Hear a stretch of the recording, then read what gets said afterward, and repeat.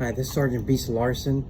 In the video, How Not to Get Sued, I talked about the three basic things: violating criminal law, violating your policy, violating civil rights for officers, police and correction officers. Those three categories will get you sued.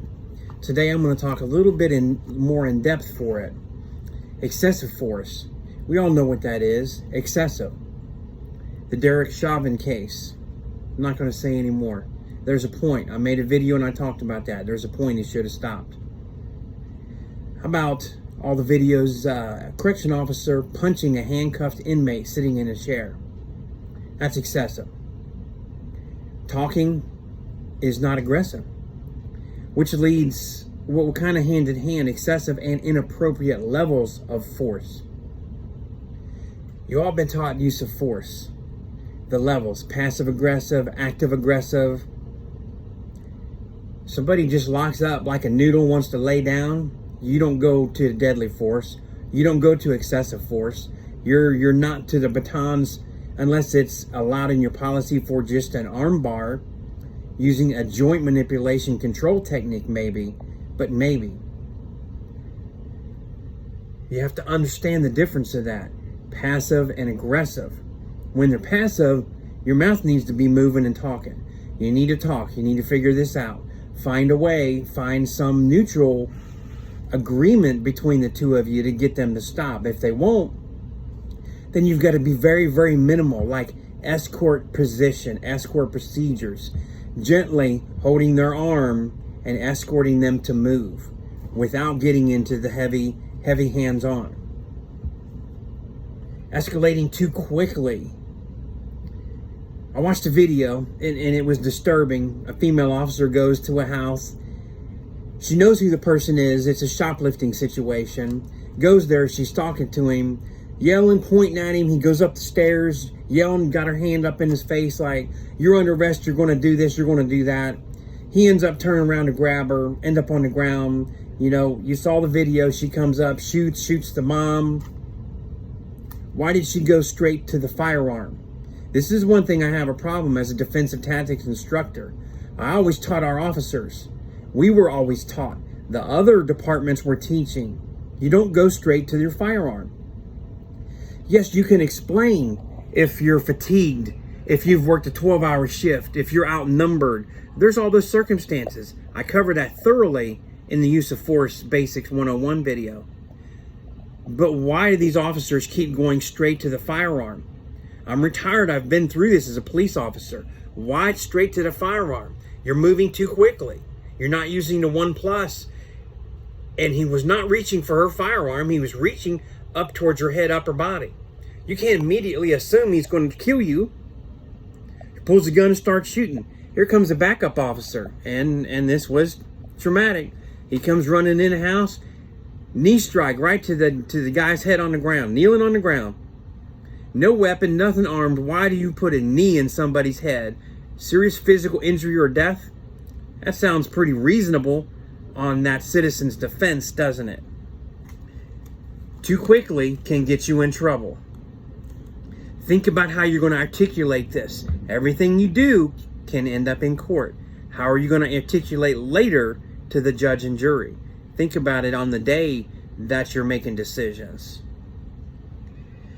As he went for that knee strike, unarmed, both hands empty, here's a couple quick options. How about an arm bar? Put his hand behind his back in the hammer lock. You know, a wrist lock, roll him over face down, put some cuffs on him, call it a day. Why go straight to a knee strike to the face, to the head area? If you remember looking at your body chart, the head and neck is red zone. That's deadly force area. Switching gears completely here, on-duty vehicle accidents can get you sued. And I'm going to be brief here today on this video. Being at fault, texting, or typing on your MDT, there's probably a policy in place. It's a state law in some. I had a friend on a police department going to a call, typing notes, typing on his MDT, rear end of the car, people get injured, end up in the hospital, neck injuries. Yes, they sued. Who's at fault? He was at fault. Driver inattention. He rear-ended. running a stop sign, red lights, you're driving with emergency equipment on. This is a pet peeve of my wife, to see a police car go through an intersection, lights and siren on, get to the intersection, turn it off. And I remind her, and she's rode with me when I was a police officer, there are times in certain crimes that you have to do that. You get to an intersection, there's a point for the safety of people, you turn off your lights and siren. You turn them off, you continue to the scene, you can make an apprehension. You can protect lives, you can save lives. When that comes into play, the laws can allow that to happen. I was just telling a coworker, I've also seen police officers go through a red light, turn on my video camera, watch them turn it off, drive down the road a block or two and pull into the Dunkin' Donuts or in a restaurant. That's a no-no. That's a big no-no by policy. It's a big no-no by the standards of your community. It's a huge risk, because if you're involved in an accident going through that intersection, what are they going to say? Where were you going with your lights and siren? We call it Signal 9, your emergency equipment. Where were you going? What justified that equipment? If there's not a call in the dispatch log in your computer that you're responding to, well, I was trying to catch a drunk driver. Did you call it out? Did you give a description for other officers? You see where I'm going with this? You're in a bag trying to dig yourself out. That's going to be a deep hole really quick. The flip side of that, when you're justified, I have a friend. He was trying to catch up to a drunk driver that had already wrecked into other vehicles. Speed limit was 40 on a 4-lane road, 2 each direction.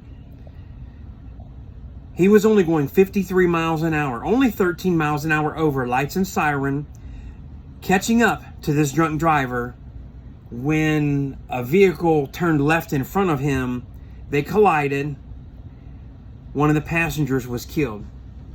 They attempted to sue. He was cleared and found to do no wrongdoing, but he went through a lot for over a year. Plus the fact that he was doing his job and somebody accidentally died. That doesn't go away. That stays with him. Speeding. You have to justify speeding. Why were you doing this? One time I was driving, had lights and siren on, I was speeding, and I was almost to our jail, the county jail, maybe a mile away, and the inmate just completely, detainee, I just arrested him, back of the car, going crazy, trying to break out the screen, telling me he's going to kill me. Just bizarre. I'm speeding through, and happened to be a school zone, a school area there. So the citizen calls in and complains I was over 100 miles an hour through a school zone. Well, this was on a weekend. There was no school, there was no traffic, and it was also about 11:30 at night, almost midnight, and they're complaining about me driving through a school zone. I had video camera in my cruiser, so the cruiser camera shows his behavior, his threats, what he was doing. You see the plexiglass just shaking like crazy. Had a violent history, and I arrested him for a violent crime. It didn't take very long for them to clear me for me speeding and running with my lights and siren on to the jail. I also called on the radio, I've got extremely violent prisoner, I need help in the back parking lot. And the jailers came out. Covered myself. Just a little sidebar here, I asterisk on my notes here with the underline. When in uniform, remember you are not immune from the law, but the example. I've heard this many times, I'm not the first to say it. Drive your cruiser like the example. Correction officers, drive your van, your transport van, your company vehicle marked. Be the example. Turn signals, speed limits, seat belts. Drive appropriately. Let me throw this one out here. Cruel and unusual punishment. Just a couple quick things. Say, for instance, and this video is to open some debate. It's to open some topics. Post your comments. Talk about things, I'm just going over a few real quick. And I'm getting close to being done. Cruel and unusual punishment. You intentionally deny an inmate, especially mental health medication. You deny them that. You deprive them of that. And Number one, it's proven through cameras and audio that you intentionally didn't give it to them. Secondly, they harm themselves or end up dying, and their family finds out that the medicine was not given to them. That's a lawsuit coming to you right there, wrongful death.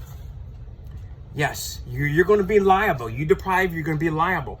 I mentioned recently a case. I gave professional opinion on a case where a county jailer, a sheriff in that state, different state than I'm in, and several officers are being sued. It's a $25 million lawsuit. The attorney went in and examined it. They were putting these prisoners, when they came in, for hours and days and weeks with no running water, with no toilet. They had to urinate in the drain hole and defecate. They had to poop in a bucket in a bag. That's going to get you sued, folks. You gotta let them go to the bathroom, and they gotta have some running water. Plain and simple. Your searches, correction, folks. Yeah, when you're in correction, you have a right to search them anytime you want. I'm going to talk about the visitors and the other officers. You can't just, oh, I got suspicion, I'm going to do that. Because you're going to end up in court saying, Judge, I had suspicion, so I did it. It doesn't work that way. You better be able to articulate this. You can't take and have suspicion and have the female officers strip searched for contraband, and yet no male officer has been strip searched for contraband in over 5 years. I'm pretty sure that's discrimination, harassment, and illegal. Yes, it is. It is. So think about how you're searching people, the visitors that come, the visitors in the parking lot.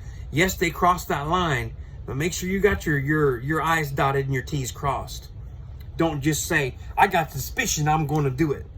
Doesn't work that way. Articulation is the key. My buddy, I'm gonna shout out Russ Hamilton, Keepers of Chaos. He articulates very well, and he also tells everybody and uses that word articulation in his videos on his channel. You must articulate these things.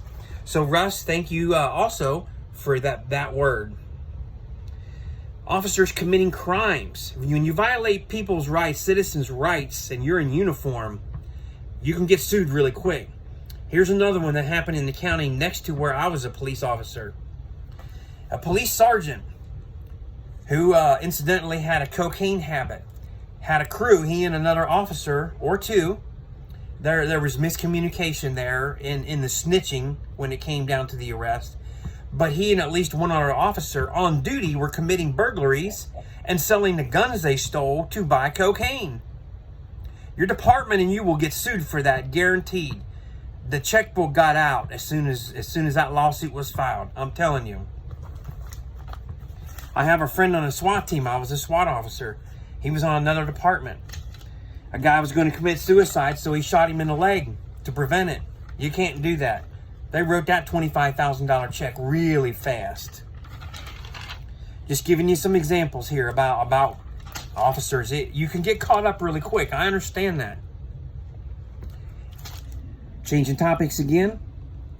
Failure to hire. Improper hiring. Illegal hiring.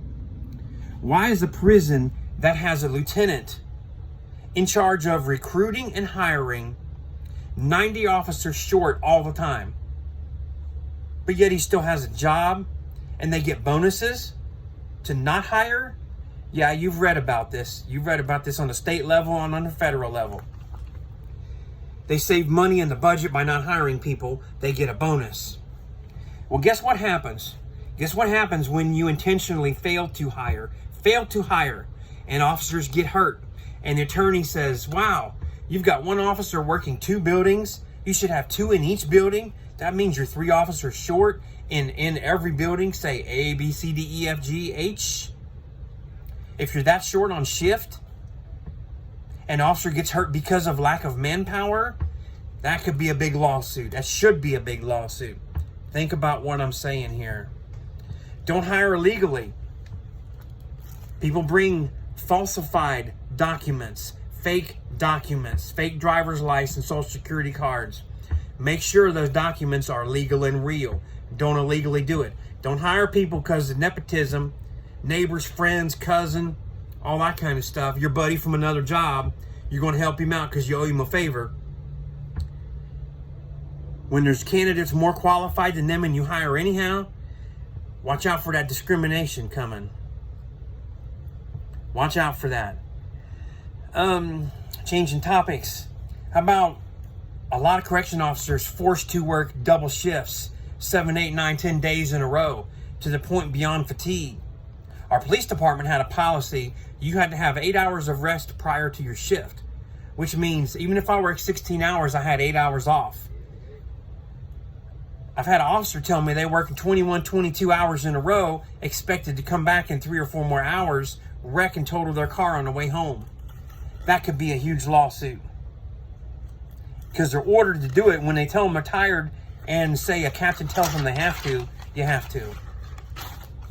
You follow that order or you not follow that order. Speaking of following orders, that's the next topic on my notes. Following an unlawful order. Yes, when the supervisor, the administration give you an order, it's a lawful order, they expect you to follow it. You're only allowed to disobey or not comply when you know that it is illegal by law or it could put somebody in harm's way intentionally. Let me give you a for instance, something that happened fairly close to me. I had to review the report. A drug deal that goes bad. The drug dealers attempt to run over the undercover officers. But the officers don't fire when the car's driving straight at them. The officers fire at the car tire as the car's already in 60 degrees into a turn. There's not a threat anymore. When the ranking officer shoots and tells the newer officer, shoot at his tire, and the new officer follows that direction, that's illegal. That's improper. He knew better. He knew he should have not done that. There was no threat. Don't do it because somebody says so. I'll throw out a couple words here again. Harassment can get you. Sexual harassment. How about a police officer, somebody that I used to work with, pulls over a car with a young female in there, and she says, "What's the matter, officer? I wasn't speeding." He said, "No, you're just beautiful. I want your phone number." That's illegal. There's no legal justification for that traffic stop. Sexual harassment could get you sued. Part 2 of this situation, promotions. The best candidate should be promotion, not the good old boy system, not I like you best because you've been here longer. Some people have posted comments on my videos before. You don't get promoted just because you're senior. That doesn't mean you're the best candidate.